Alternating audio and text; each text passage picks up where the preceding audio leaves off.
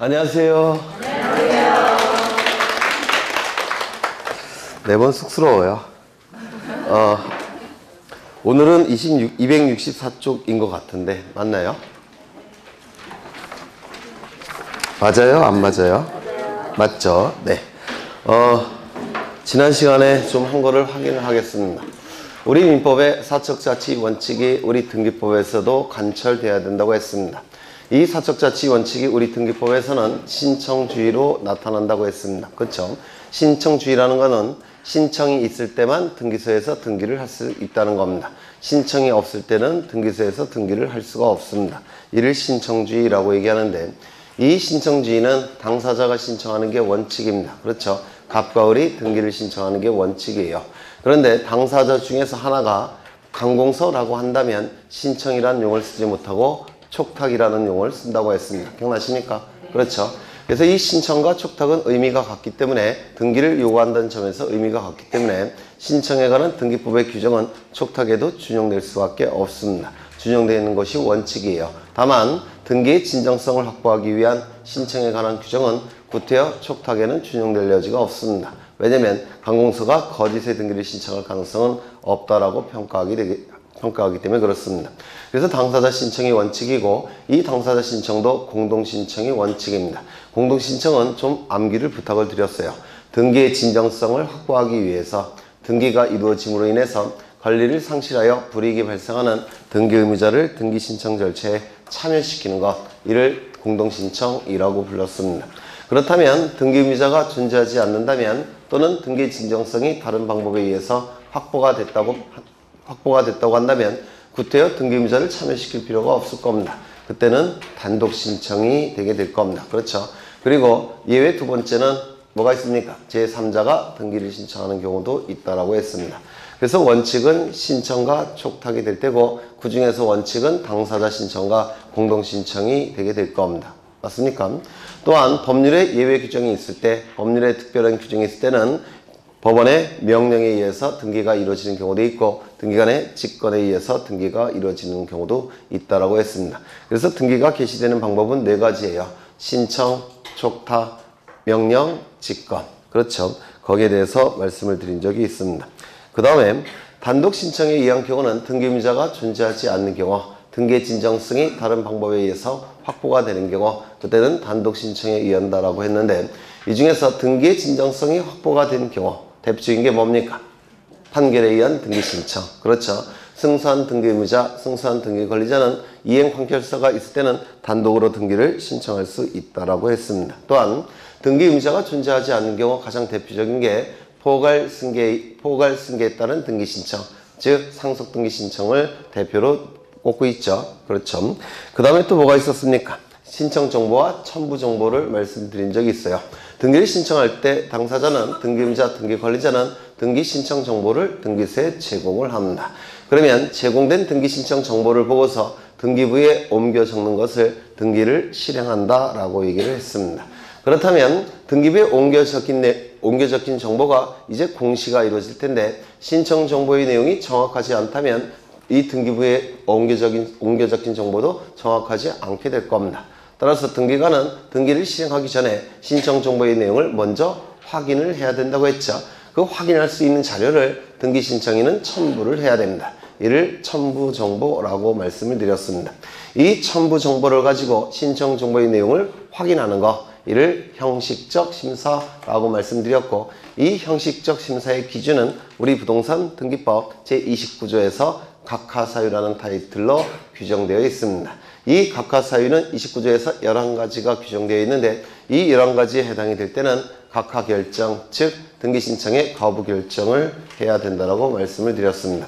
그런데 거부사유, 각하사유에 해당이 됨에도 불구하고 등기가 각하되지 않는다면, 그때 등기가 실행된 경우라고 한다면, 실행된 등기는 효력이 있습니까? 각하사유에 따라서 달라진다고 했습니다. 이 각하사유 제1호 위반, 뭡니까? 관할 위반.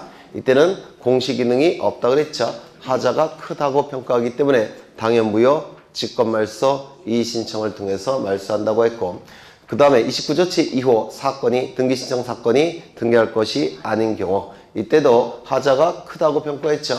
공시 기능이 없다고 보기 때문에 당연 무효, 직권 말소, 이의 신청을 통해서 말소시킨다고 말씀을 드렸습니다. 또한 3호부터 11호에 해당이 되는 경우 이때는 공시 기능은 존재하는 것이고 따라서 하자가 적다라고 평가하고 하자가 작고 공시 기능은 존재하기 때문에 당연 무효는 아니고 직권 말소할 수도 없고 이의 신청을 통해서 말소할 수 없다라고 했습니다. 당연 무효가 아니란 얘기는 유효가 되는 경우도 있고 무효가 되는 경우도 있다고 했죠. 실체 관계와 부합하는 등기라고 한다면 유효, 실체 관계와 부합하지 않는 등기라고 한다면 그때는 무효가 된다라고 말씀을 드렸습니다. 그 다음에 이 첨부 정보 중에서 등기필 정보 공부하신 적 있죠? 예전에는 등기필증이라는 제도였는데 이 등기필증 제도가 두 가지 기능을 수행했다고 말씀을 드렸어요. 첫 번째, 영수증으로서의 기능으로서 신청인에게 교보됐었죠. 두 번째는 등기 의무자에게 권리가 있다는 사실을 등기관에게 확인시키는 기능으로서 등기 의무자가 등기소에 제공했죠. 등기 권리자일 때 받은 등기필 정보를, 등기필증을 등기 의무자로 전환이 됐을 때 등기소에 제공을 했습니다. 그런데 이 등기필증 제도가 이제는 폐지가 됐다고 했죠.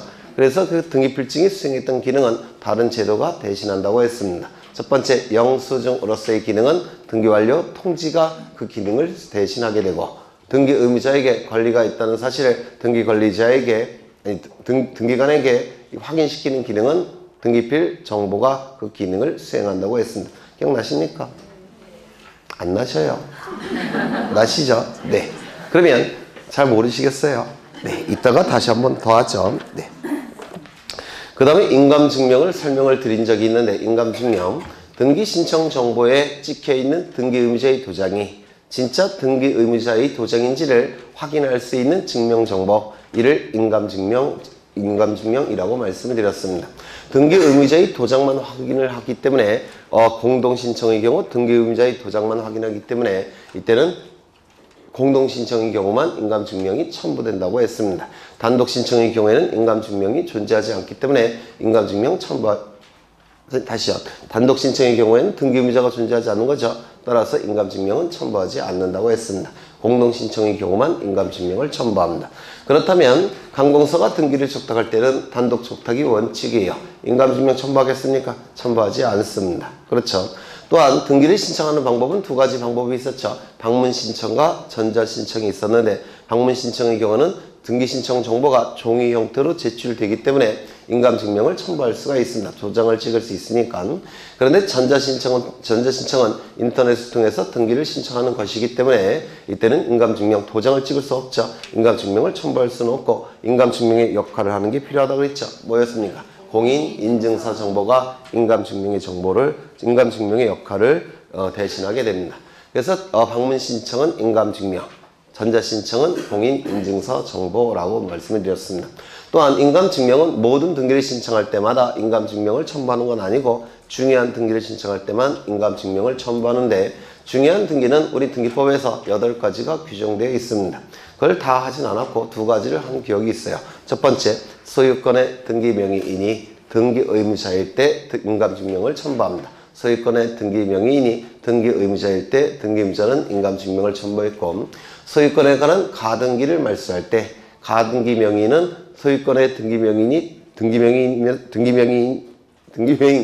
의무자 아니 소유권의 등기 명의인이 등기 의무자일 때 그 등기 의무자는 아니지만 예외적으로 인감증명을 첨부한다라고 말씀을 드렸습니다. 그 정도가 이루어진 것 같아요. 그렇죠. 그 다음에 네 거기까지 한 것 같아요. 그 다음에 등기가 이루어지는 절차가 이제 263쪽부터 나오는데 먼저 등기가 이루어지는 절차는 예전에는 방문 신청만 인정이 됐기 때문에 이걸 절차를 외우셨어야 됩니다. 근데 요즘은 외우지 않아도 돼요. 잘 안 나오니까. 먼저 등기가 신청이 됩니다. 등기가 신청이 되면 등기소에서 접수를 합니다. 신청 정보를 접수하게 됩니다. 접수를 한 다음에 신청 정보를 첨부된 정보를 가지고 조사를 합니다.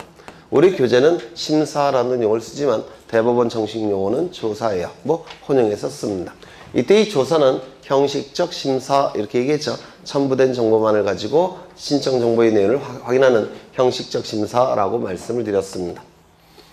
그러면 등기 신청 정보의 내용이 확인이 됐다면 등기부에 옮겨 적어야 되겠죠. 이를 등기를 실행한다라고 말씀을 드렸습니다. 그런데 신청 정보의 내용이 확인되지 않는다면 어떻게 해야 됩니까? 각하 사유에 해당이 된다면 각하 결정을 하게 될 겁니다. 맞습니까? 각하 사유에 해당이 된다면 각하 결정을 해야 될 테고 각하 사유에 해당되지 않는다면 그때는 등기를 실행하게 될 겁니다. 등기가 실행이 된 다음에 신청 정보의 내용과 등기관이 등기부에 옮겨 적은 내용이 정교하게 합치되는지 여부를 따져봐야 됩니다. 이를 뭐라고 얘기했습니까? 교합 처리한다 라고 얘기합니다. 우리 책에는 빠져 있지만 대단히 중요해요. 신청 정보의 내용과 등기 기록의 내용이 정교하게 합치됐는지 여부를 따져보는 것. 이를 교합 처리한다 라고 얘기합니다. 교합 처리까지 이루어졌다면 이제 영수증이 한 장 교부가 될 겁니다. 옛날에 등기필증 제도일 때는 등기필증이 영수증으로서의 기능도 수행했고 또한 또 뭐도 수행했습니까? 그 영수증으로 받았던 등기관리자가 영수증으로 받았던 등기필증을 등기의무자로 전환이 됐을 때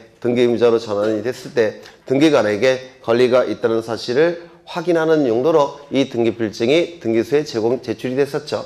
맞습니까? 그런데 지금은 이것이 분화가 됐다고 그랬죠. 그렇죠. 영수증으로서의 기능은 뭐가 수행한다고요? 등기완료 통지서. 그렇죠. 그 다음에 등기의무자에게 권리가 있다는 사실을 등기관에게 확인시키는 용도는 등기필 정보가 그 기능을 수행하게 됩니다. 그래서 영수증으로서 발급이 되는 것은 등기완료 통지예요.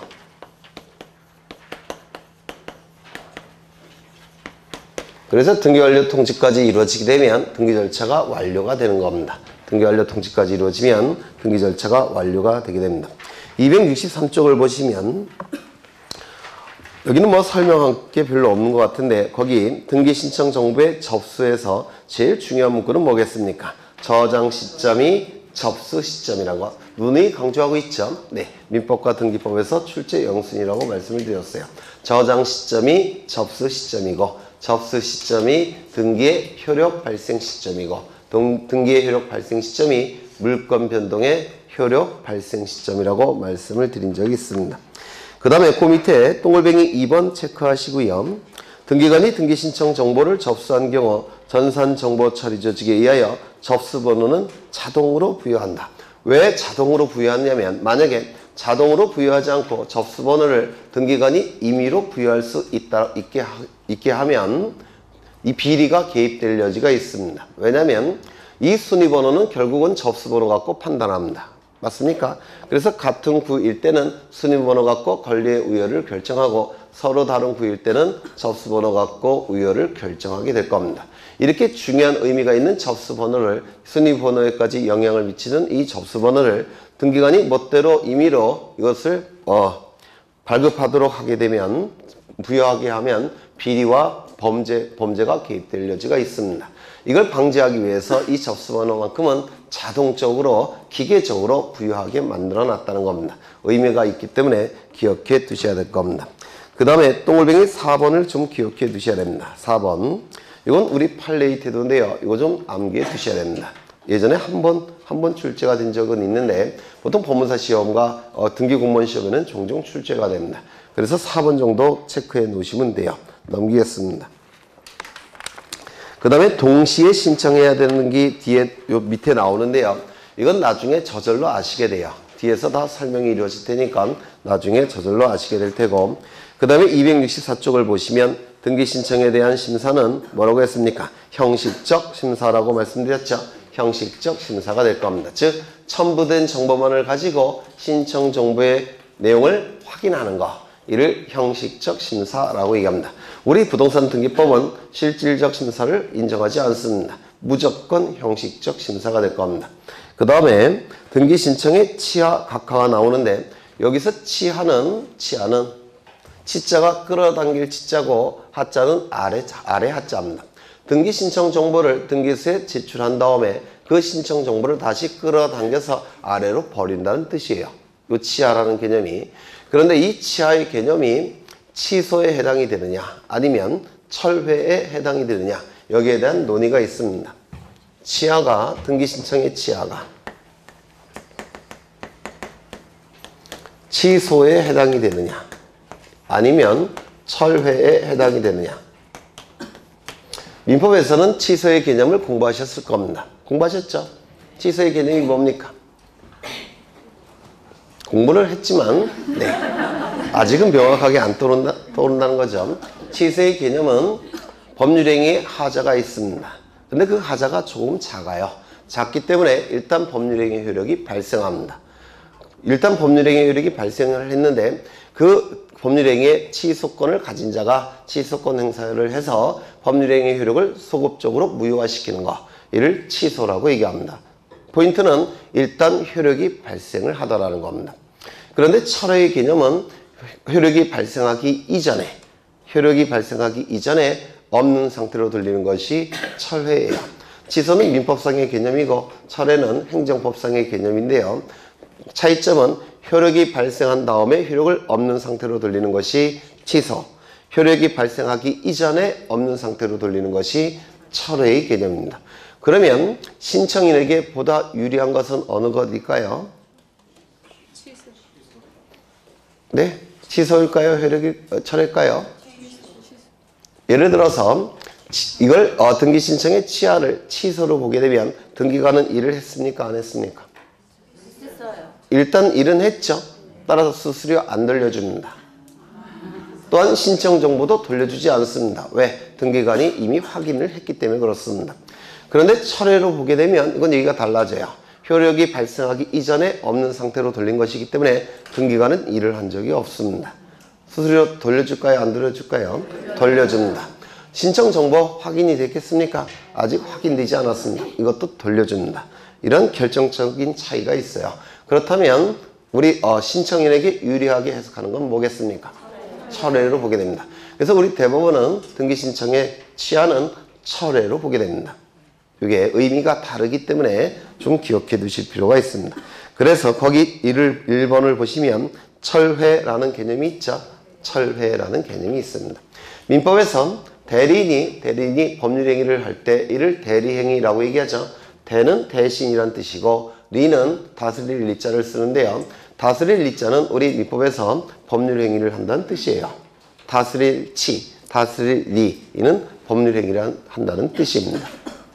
그러면 대리행위는 대신 법률행위를 하는 것을 대리행위라고 얘기할 겁니다. 대리인이 법률행위를 한 다음에 대리인이 법률행위를 취소할 수 있습니까? 네? 민법에서 안 하셨어요? 없습니다. 원칙은 허용되지 않습니다. 왜냐하면 본인에게 효과가 너무나도 크게 작용을 하기 때문에 그렇습니다. 그래서 대리인이 법률행위를 취소하기 위해서 뭐가 필요할까요? 특별수건이 필요합니다. 민법에서 하셨죠? 그렇다면 등기신청행위를 취하할 때도 특별수건 필요하겠습니까? 대리인이 취하할 때는 효력을 없는 상태로 돌리는 것이기 때문에 본인에게 큰 영향을 미치겠죠. 따라서 마찬가지로 특별수건이 필요합니다. 그렇지 않겠습니까? 취소나 철회가 이루어지면 본인에게 효력이 발생합니까? 발생하지 않습니까? 괜히 했다는 생각을 아직 민법이 안 되셔갖고 그러니까 그러면 그냥 밑줄만 치죠. 264쪽에 맨 밑에 보시면 특별수건이라는 표현이 있습니까? 밑줄 치십니다. 저는 실력이 좋은 줄 알았어요. 여기가 엘리트 집단이기 때문에. 그 다음에 오른쪽을 보시면 밑줄만 치죠. 등기관이 등기를 마치기 전까지 이 등기 신청을 철회할 수가 있습니다. 이거는 왜 등기를 마치기 전까지라고 했느냐면 이 신청인에게 유리하게 해석하기 위해서 그렇습니다. 그래서 등기를 마치기 전까지는 등기 신청의 효력을 인정하지 않겠다는 것이 여기에 담겨져 있는 겁니다. 그래서 등기관이 등기를 마치기 전까지 여기 밑줄 치시고요. 그 다음에 거기 취하 방법 동글뱅이 1번, 동글뱅이 1번을 별표 하나 쳐두십니다. 요건 출제될 가능성이 있습니다. 동글뱅이 1번, 동글뱅이 2번. 동글뱅이 1번을 별표 치시고요. 그 다음에 동글뱅이 2번도 보시면 등기 신청을 취하는 경우 등기관은 등기 신청 시에 제공한 등기 신청 정보 및 첨부 정보 모두를 환부해야 된다. 말씀드렸죠. 효력이 발생하기 이전에 없는 상태로 돌리기 때문에 신청 정보, 첨부 정보 다 돌려줍니다. 심지어는 수수료도 돌려줍니다. 그런데 이거를 취소로 보게 되면 얘기가 달라집니다. 취소로 보게 되면 수수료는 일단 돌려주지 않습니다. 또한 신청 정보도 돌려주지 않습니다. 첨부 정보만 돌려주게 돼요. 뭐로 보게 되면? 취소로 보게 되면. 그렇죠? 그래서 첨부 정보는 기능을 수행하지 않았기 때문에 돌려주지만 신청 정보는 돌려주지 않습니다. 뭐로 보게 되면? 취소로 보게 되면. 다시요. 정리하죠. 취하로 보게 되면 몽땅 철회로 보게 되면 몽땅 돌려줍니다. 하지만 취하로 보게 되면 첨부 정보만 돌려주고 신청 정보와 수수료는 돌려주지 않습니다. 예전에는 종종 출제가 됐는데 요즘은 전자신청으로 바뀌었기 때문에 좀 나올 가능성은 좀 떨어진다고 보여져요. 그래서 1번만 기억해 두시면 돼요. 3번을 보시면 수개의 부동산을 동일한 신청 정보에 의하여 일괄 신청한 등기사건의 경우에는 일부 부동산만에 관한 일부 취하 가능하겠습니까? 두 개의 등기신청 사건에서 하나만을 취할 수 있을까요? 없을까요? 있습니다. 왜요? 민법상의 사적자치 원칙 때문에 그렇습니다. 그래서 이 사적자치 원칙이 별 의미가 없는 것 같지만 이건 굉장히 뭐라고 할까? 방향을 결정하는 데 있어서 대단히 큰 영향력을 발휘해요. 그래서 여러 개의 등기신청 사건에서 일부 취하는 가능합니다. 그렇다면 하나의 등기신청 사건에서 일부 취하 가능할까요? 예를 들어서 지상권 등기를 신청을 했습니다. 지상권 등기를 신청했는데 치료만 취하할 수 있느냐? 치료 부분만. 있겠습니까? 없습니다. 그래서 하나의 등기신청 사건에서 일부 취하는 허용되지 않습니다. 하지만 여러 개의 등기신청 사건에서 일부 취하는 허용이 되더라는 겁니다. 왜냐하면 사적자치 원칙이 반영돼야 되기 때문에 그렇습니다. 그러면 하나의 등기신청 사건에서 왜 일부 취하는 허용되지 않느냐면 등기 절차가 너무 복잡해집니다. 따라서 이때는 전부 취한 다음에 다시 신청을 해야 돼요. 이거 좀 기억해 두실 필요가 있다고 보여지고요. 넘기겠습니다. 그 다음에 등기신청에 각하가 나오는데 각하 이거 안 했나 보네요. 한 것 같은데. 했죠? 설명했죠? 네. 그래서 다시 한번 확인을 해보면 이 각하 사유에서 거기 밑줄을 하나 쳐두죠. 밑줄. 첫째 줄 보시면 의에서 전자신청에 대한 각하 결정의 방식 및 고지 방법은 서면 신청과 동일한 방법으로 처리한다. 요거 하나 기억해 두십니다. 각하 결정은 등기 신청의 거부 결정이죠. 따라서 신청인의 입장에서는 대단히 큰 영향을 미칩니다. 맞습니까? 따라서 명확한 증거 자료가 남겨져 있어야 돼요. 그래서 종이로 만들어 놓습니다. 그래서 여기서 좀 기억해 두실게 각하 결정의 방식 및 고지 방법은 이때는 전자신청일지라도 전자신청의 방법으로 그러니까 인터넷을 통해서 하는 것이 아니라 종이로 이루어진 것처럼 처리하겠다는 겁니다. 명백한 자료를 만들어 놓기 위해서. 그래서 서면 신청과 즉 방문 신청과 같은 방법으로 처리한다는 거 이거 하나 좀 기억해 두십니다. 그 다음에 각하 사유가 나와 있는데 29조에서 제1호부터 11호까지 규정되어 있습니다. 1호부터 11호까지. 그런데 여기서 가장 출제 빈도가 높은 것은 2호예요. 등기신청 사건이 등기할 것이 아닌 경우. 그러면 등기신청 사건이 등기할 것이 아닌 경우 명확하게 2호가 규정되어 있을까요? 불분명하게 규정되어 있을까요? 명확해요. 등기신청 사건이 등기할 것이 아닌 경우 코에 걸면 코걸이, 귀에 걸면 귀걸이에요. 맞습니까?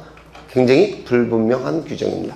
이러한 불분명한 규정은 판례가 많을 수밖에 없어요. 법관에 따라서 보는 시각이 다르기 때문에 그렇습니다.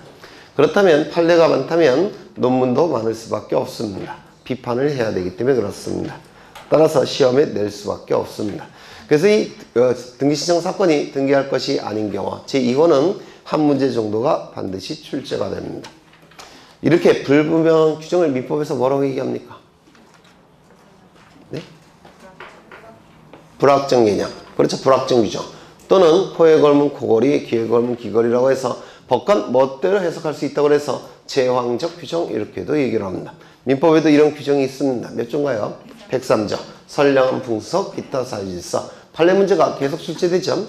거기서 출제되는 것처럼 우리 등기법에서도 제2호가 출제가 돼요. 그러면 그 2호를 보시면 기억부터 쭉 나와 있죠. 기억부터 지읒까지 나와 있고 그 다음에 A, B, C도 나와 있고 요거는 시험에 출제될 수 있는 내용의 한 3분의 1밖에 안 됩니다.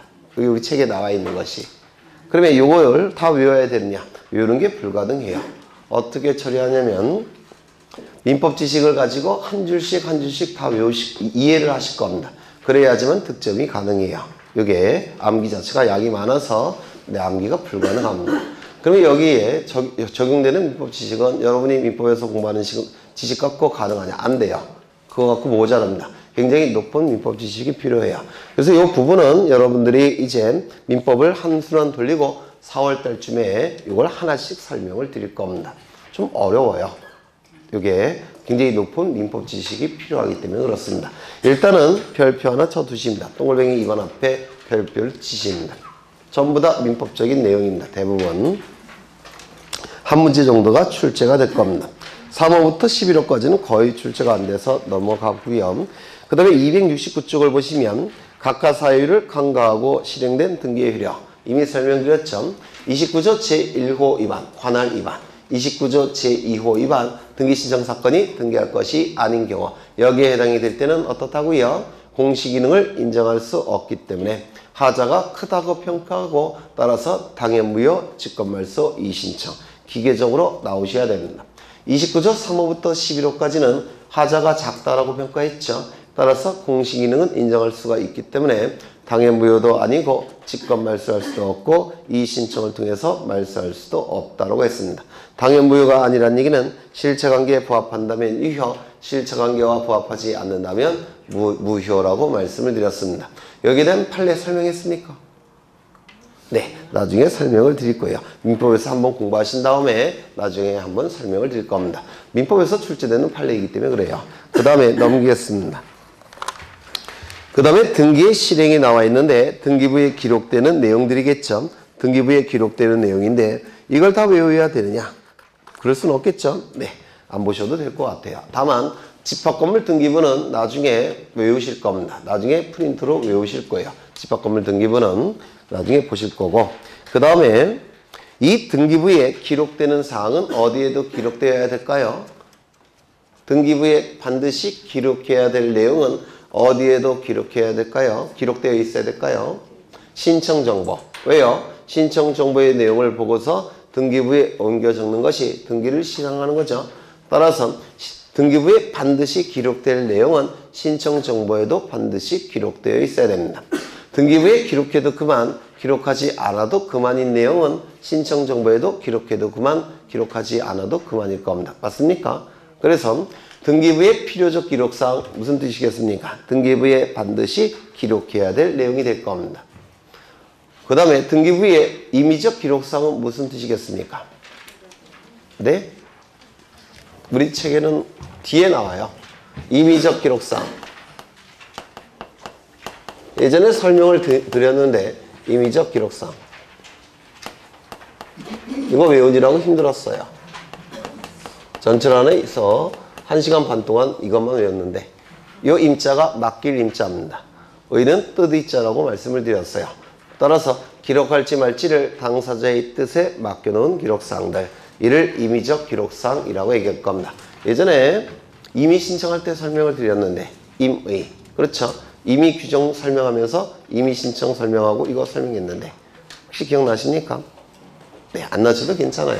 그러면 필요적 기록사항은 이것도 정말 힘들었어요. 어제 외웠는데 하루 종일. 이미 필요적 기록사항은 무슨 뜻입니까?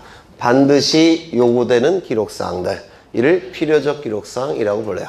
등기부에 반드시 기록될 것이 요구되는 사항을 필요적 기록사항. 그 다음에 등기부에 기록해도 그만, 기록하지 않아도 그만인 것을 임의적 기록사항일 겁니다. 그러면 등기부에 반드시 기록해야 될 내용은 신청정보에도 반드시 기록해야 되겠죠.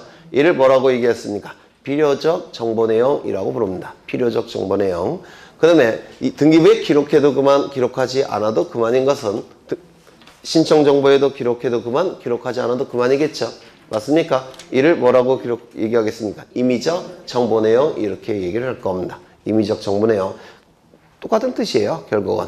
그러면 이 임의적 정보내용, 임의적 기록상, 요게 이것도 출제가 되고 이것도 출제가 됩니다. 작년에도 다 출제가 됐는데요. 어디를 보시냐면 저당권 한번 보죠.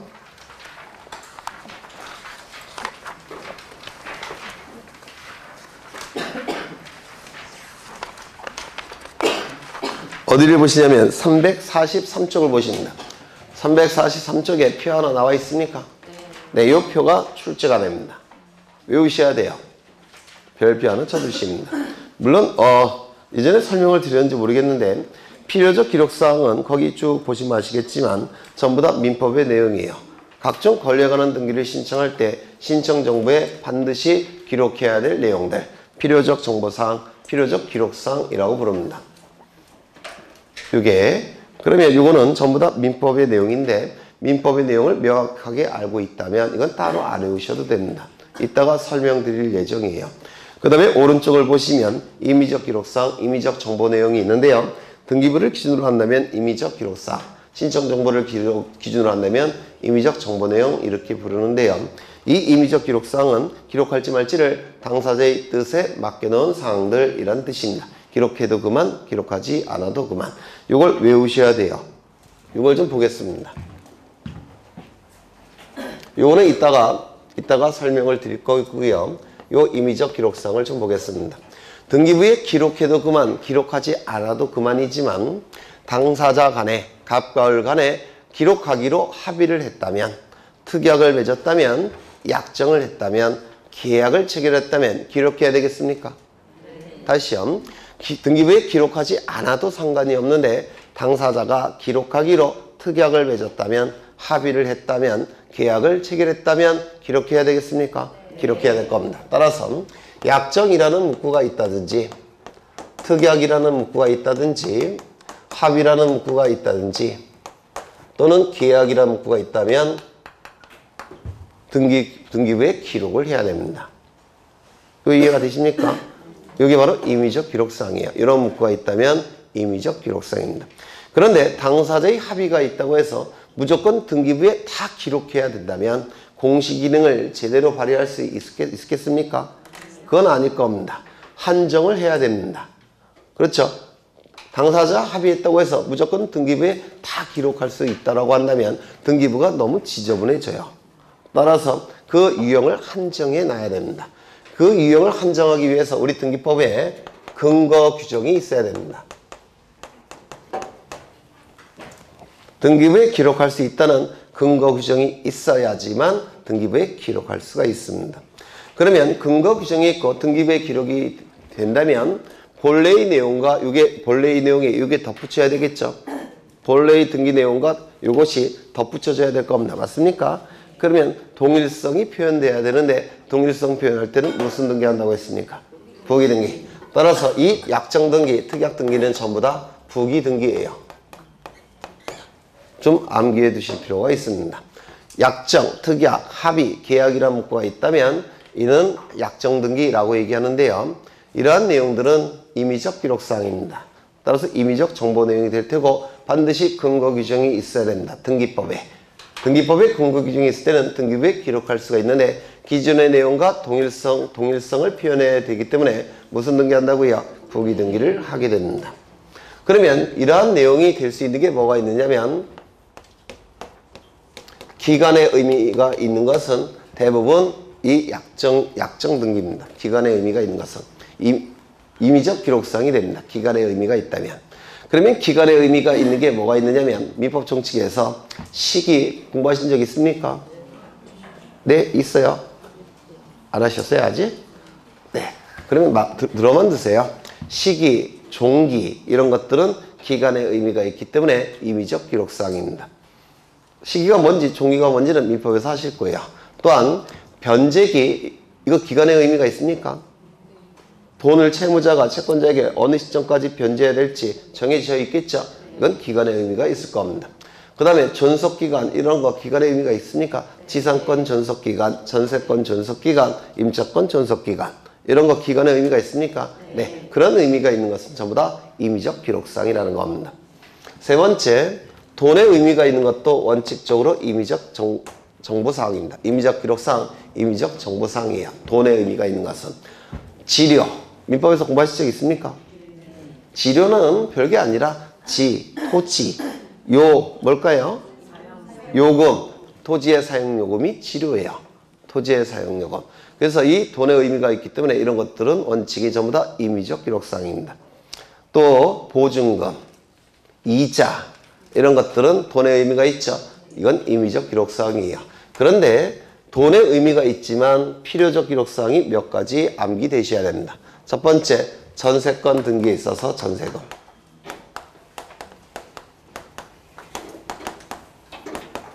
이거는 필요적 기록사항이에요. 여기 예전에 말씀드린 것 같은데 전세권 할 때 이 세는 돈의 의미가 있다고 했죠.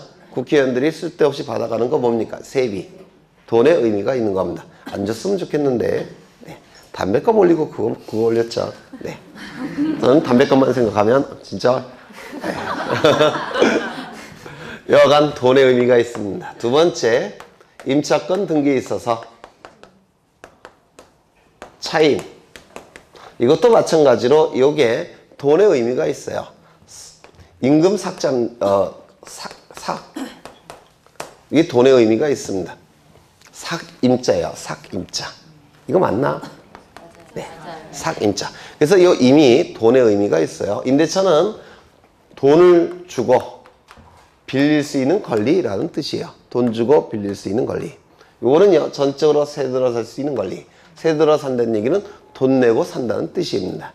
그래서 이 단어 자체에 돈의 의미가 들어가 있기 때문에 반드시 등기부에 기록을 해야 돼요. 그렇다면 신청 정보에도 반드시 기록을 해야 됩니다.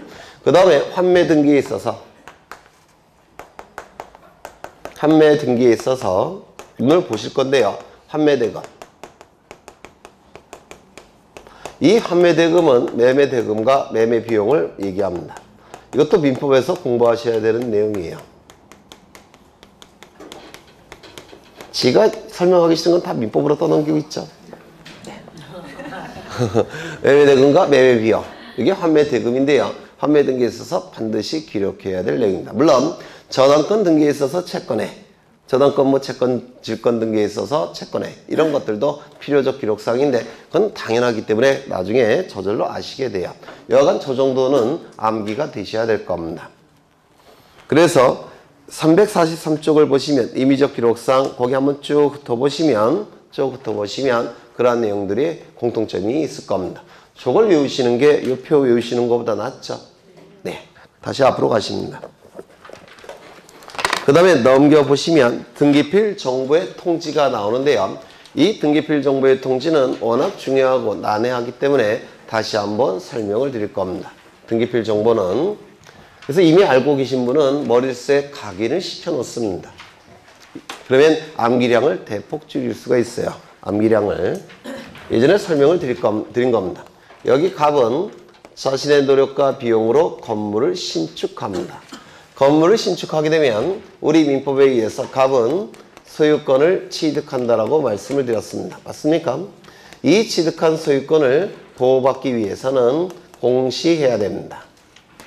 그러면 공시하는 방법이 있을 텐데 공시하는 방법은 등기를 갖추는 게 될 겁니다. 맞습니까? 등기를 갖추는 게 될 겁니다.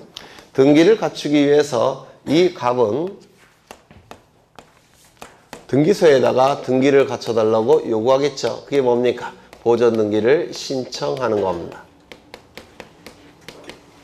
존재하는 소유권을 보호받기 위해서 처음으로 갖추는 공시방법, 그게 보존등기라는 겁니다. 그렇죠. 보존등기 신청이 있게 되면 등기소는 등기부의 등기를 실행하게 될 겁니다. 물론 각구가 되겠죠. 소유권, 보존, 갑 이렇게 등기가 실행이 될 겁니다. 이때 이 등기가 실행이 돼서 등기부의 등기가 완료가 되면 완료증명서 한 장을 신청인에게 교부한다고 했습니다. 등기완료증명서를 한자로 쓰면 등기 필증 이렇게 씁니다. 요 필자가 완료필자예요. 완료필자. 증은 증서라는 뜻입니다. 그래서 등기완료증서인 등기필증이 신청인에게 한 장 교부가 된다고 했습니다. 어떤 기능을 수행한다고요? 영수증의 기능으로서 등기필증이 신청인에게 교부가 될 겁니다. 그러면 이 영수증을 갑은 한 장 가지고 있을 겁니다. 소지하게 될 겁니다. 이 영수증인 등기필증은 한 번만 만들어진다 그랬죠? 두 번 만들어지는 경우는 없습니다. 그러면 이제 1년 후에 요 갑은 을과 매매 계약을 체결한다면, 그리고 소유권 이전 등기까지 이루어지게 되면 갑의 소유권은 을의 소유권으로 변동이 된다라고 말씀을 드렸습니다. 그러면 이 등기가 이루어지게 되면 이 갑은 취득한 소유권을 어떻게 합니까? 상실할 겁니다. 따라서 등기만 놓고 형식적으로 판단한다면 불이익이 발생을 할 겁니다. 맞습니까? 이러한 자를 뭐라고 부릅니까? 등기의무자라고 불렀습니다. 갑은 등기의무자가 될 겁니다. 등기가 이루어지게 되면 을은 소유권을 취득하게 될 겁니다. 따라서 등기만 놓고 형식적으로 판단한다면 을은 이익이 발생하는 자, 이러한 자를 뭐라고 불렀습니까? 등기 권리자라고 불렀습니다. 그러면 등기를 신청할 때는 등기 의무자와 등기 권리자는 등기를 공동으로 신청하는 것이 원칙이라고 했죠. 이때 등기가 신청이 될 때 등기관은 이 등기가 이루어짐으로 인해서 권리를 상실하여 불이익이 발생하는 이 등기 의무자에게 상실되는 권리가 있는지 여부를 등기관은 확인을 해야 된다고 했습니다. 민법상 무권한죄의 처분행위가 나타나는 것을 방지하기 위해서, 형법상 부동산 사기가 나타나는 것을 방지하기 위해서 등기관은 이 등기의무자에게 상실되는 이 권리가 존재하는지 여부를 확인을 해야 된다고 했습니다. 그 확인할 수 있는 자료를 등기의무자가 제출해야 되는데 그 자료가 뭡니까? 이 등기필증이라는 자료입니다. 그래서 이 등기필증은 딱 한 번만 작성이 되기 때문에 등기필증을 소지하고 있는 자는 우리 대법원에서 권리자로 추정을 해줍니다. 그래서 이건 소유권을 증명할 수 있는 자료가 됩니다. 그러면 갑이 등기를 신청할 때 등기필증을 등기소에 제출하게 됩니다. 제출이 되면 등기관은 등기의무자에게 상실되는 권리가 진짜 갑에게 있는지 여부를 확인한 겁니다. 확인이 됐다면 이제 무권한죄의 처분행위, 부동산 사기가 나타날 가능성이 등기관이 볼 때는 굉장히 적다고 봅니다. 따라서 이 등기를 실행해 줄 겁니다. 맞습니까? 등기가 실행이 되면 이제 영수증이 하나 만들어져야 되겠죠? 영수증 하나가 만들어져야 될 겁니다. 그래서 영수증을 하나 만듭니다. 영수증을 만들어서 등기 신청인에게 이 영수증을 교부해야 돼요. 새로 만든 것은 등기 권리자라는 신청인에게 교부가 될 테고, 종전에 만들어졌던 것은 체크를 한 다음에 영수증으로 돌려줍니다. 영수증으로 돌려주게 돼요. 그러면 등기 권리자는 새로 만들어진 등기필증을 소지하게 될 겁니다. 맞습니까? 1년 후에 요 을은 또다시 병과 매매 계약을 체결합니다. 소유권 이전 등기까지 이루어지게 되면 을의 소유권은 병의 소유권으로 변동이 될 겁니다. 186조에 의해서. 그러면 등기가 이루어지면 요 을은 취득한 소유권을 상실하게 될 겁니다. 따라서 등기만 놓고 볼 때 불이익이 발생할 테고, 이러한 자를 뭐라고 부릅니까? 등기 의무자라고 부릅니다. 병은 등기가 이루어지면 소유권을 취득하겠죠. 따라서 이익이 발생할 테고 뭐라고 부릅니까? 등기 권리자라고 부를 겁니다. 그래서 등기소에 가서 등기를 이렇게 공동으로 신청하게 될 겁니다. 이때 등기관은 한 가지 사실을 확인해야 된다고 했죠. 따라서 등기의무자는 뭘 제출합니까? 등기필증을 제출하게 됩니다. 그러면 이 등기가 실행이 될 겁니다. 등기가 완료가 되면 새로 등기필증을 만들어서 등기 권리자에게 교부하고 이건 체크를 한 다음에 영수증으로 환불을 하게 될 겁니다. 이렇게 이게 반복이 이루어집니다. 그렇죠? 그럼 이 등기필증이 수행했던 기능은 두 가지 기능이라고 말씀을 드렸습니다. 등기필증이 수행한 기능은 두 가지 기능이 될 겁니다. 첫 번째, 영수증으로서의 기능이 있을 겁니다. 이 영수증은 누구에게 교부할까요? 신청인에게. 그렇죠? 신청인에게 교부하는 게 바로 영수증이에요. 두 번째 기능은 등기 의무자에게 권리가 있다는 사실을 등기관에게 확인시키는 기능을 수행한다라고 했습니다. 그렇죠? 네, 요 기능도 수행한다라고 했습니다. 그러면 이거는 누구에게 교부할까요? 다시요. 요 기능은 뭐가 대신한다고 했습니까? 등기 완료 통지가 기억나시죠? 등기완료 통지가 이 기능을 대신하게 됩니다. 즉 이거는 이제 폐지가 됐다고 했죠. 등기필증 제도가 폐지가 됐기 때문에 이 기능은 다른 제도가 대신해야 됩니다. 그래서 이 영수증으로서의 기능은 등기완료 통지가 그 기능을 대신합니다. 그러면 이 등기완료 통지는 누구에게 해야 될까요? 써놨잖아요. 어려우세요? 신청인에게 등기완료 통지서가 교부가 되는 겁니다. 그렇죠? 그 다음에 이 기능은 뭐가 대신한다고 했죠? 등기필 정보가 이 기능을 대신하게 될 겁니다. 이 기능은 누구에게 교부될까요? 등기필 정보는 등기 권리자인 등기 신청인에게. 그렇죠?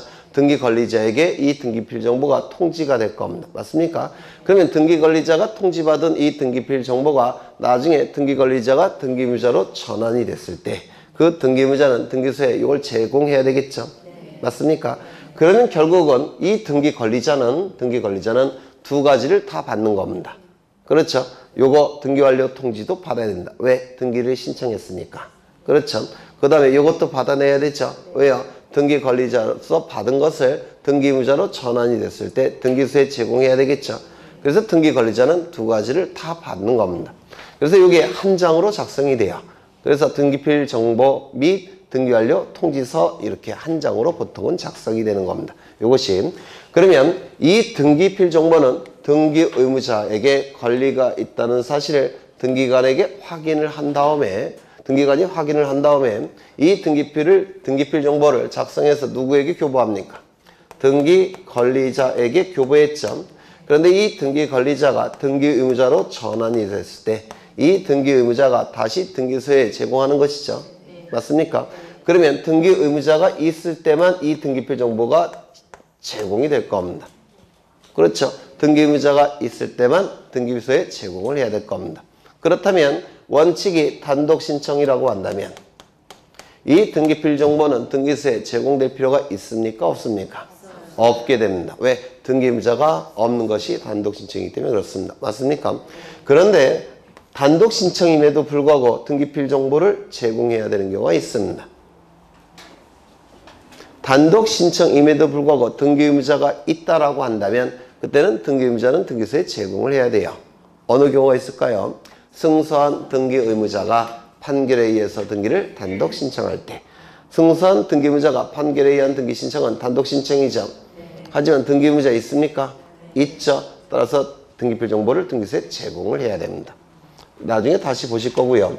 그러면 여하간 이러한 기능을 수행하기 위해서는 일정한 자격을 갖춰야 된다고 말씀을 드렸습니다. 이러한 기능을 수행하기 위해서는 몇 가지 요건을 충족해야 되는데요. 네 가지 요건을 충족해야 된다. 이 기능을 수행하기 위해서는. 그 네 가지 요건은 첫 번째, 권리에 관한 등기일 것. 왜요? 등기 권리자로서 받은 이 등기필 정보를 등기 의무자로 전환이 됐을 때 등기소에 권리가 있다는 사실을 확인시켜야 되겠죠. 따라서 권리에 관한 등기에서만 등기필 정보가 작성이 됩니다. 권리에 관한 등기에서만 등기필 정보가 작성이 돼요. 두 번째, 등기 신청인이 등기부에 새로운 등기명이 될 때, 즉 같은 사람일 때, 요 새로운 등기명의는 등기 권리자를 얘기하는 겁니다. 아까 등기 권리자에게 준다고 했죠. 그러면 등기 권리자가 받은 것이 등기 의무자로 전환이 됐을 때 등기소에 제공하는 거죠. 따라서 등기명의인 등기 권리자에게 작성 통지되는 것이 등기필 정보예요. 그래서 등기 권리자가 있어야 됩니다. 맞습니까? 이때만 등기필 정보가 작성이 돼야 됩니다. 네 가지 요건이에요. 첫 번째, 권리에 관한 등기일 것. 두 번째, 신청인이 있을 것. 세 번째, 등기 명인이 새롭게 기록이 될 것. 네 번째, 같은 사람일 것. 요 네 가지 요건이 충족이 될 때만 이 등기필 정보가 등기 명인에게 작성되고 통지가 됩니다. 이걸 좀 외워두셔야 돼요. 누누이 강조드렸죠.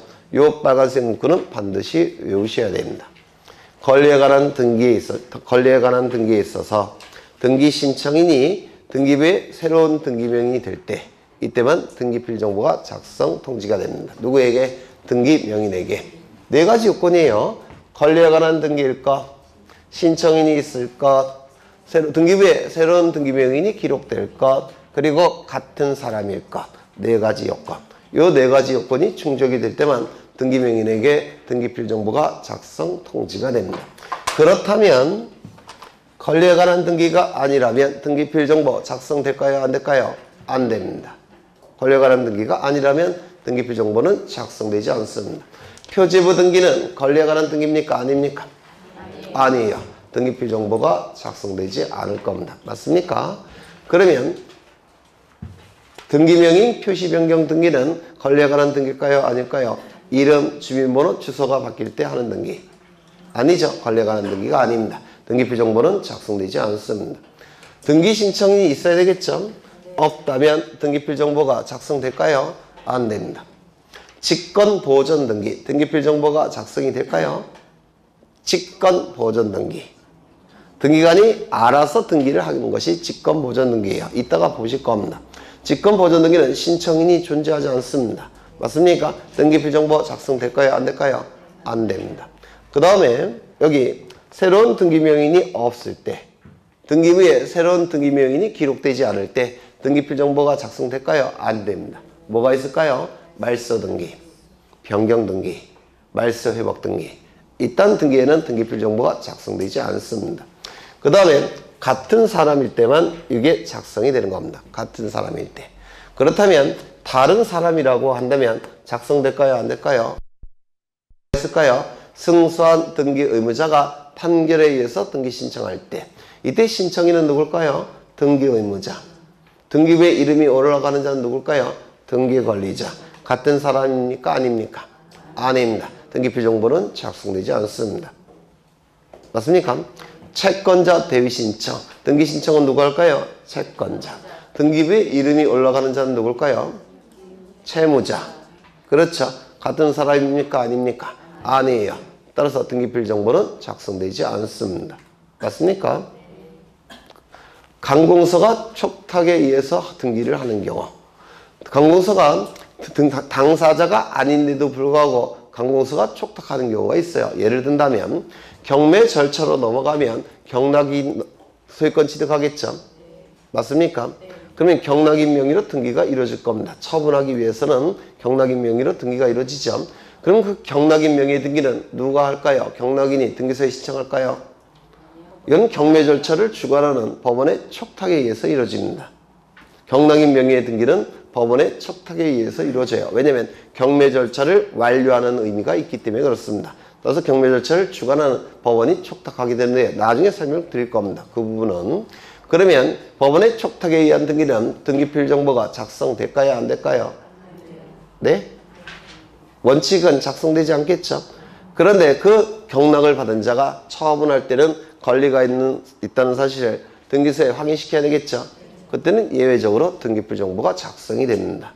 그때 그런 건 나중에 하실 거예요. 일단은 요걸 좀 암기해 두셔야 됩니다. 요걸 좀 암기해 두셔야 돼요. 그러면 책을 좀 확인을 해보면요. 273쪽에 하나 더 빼먹은 게 있는데, 여기 보시면 다른 사람이라고 한다면 등기필 정보는 작성 통지되지 않는다 그랬죠? 작성 통지되지 않습니다. 그러면 이상한 결과가 나타납니다. 다른 사람일 때는 등기필 정보가 작성되지 않으니까 통지되지도 않을 겁니다. 맞습니까? 등기필 정보가 작성되지도 않으니까 통지도 되지 않습니다. 그렇다면 이 등기 명의인은 자신의 이름으로 등기가 됐다는 사실을 보통은 알까요? 모를까요? 모르겠죠. 신청한 놈과 등기부에 이름이 올라가는 놈이 다른 사람이라고 한다면 알려주지 않는 한 모를 겁니다. 맞습니까? 이거 말 돼요? 안 돼요? 안 되죠. 내 이름이 등기부에 올라갔다는 사실은 나는 알고 있어야 될 겁니다. 그렇죠. 따라서 이 경우는 즉 다른 사람일 때는 알려줘야 됩니다.